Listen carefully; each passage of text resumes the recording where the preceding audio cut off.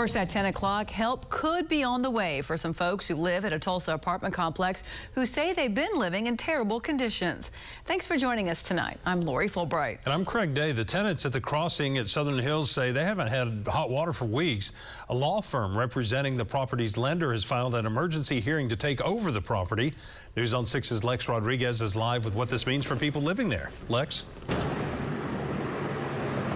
Greg and Lori, a judge granted the request from the bank to receive this property at 57th and Lewis, but tenants who testified today say they're still going home to unlivable conditions.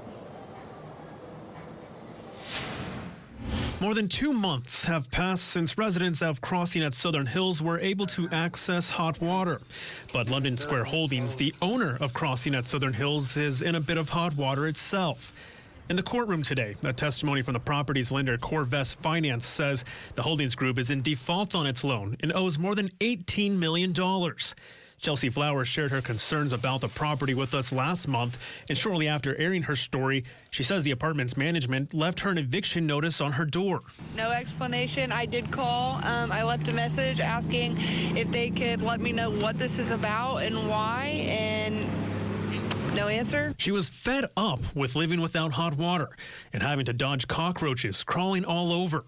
We are all still human, and at the end of the day, everybody deserves a good place to lay their head down. Living conditions are only getting worse for Regina and Julie Morgan. Pipes continue to drain into their apartment. I am a convicted felon. Can't get an apartment. That's how come we wound up there. We pay $965 a month there and they're behind $18 million. I don't think I'm too worried about the rent right now.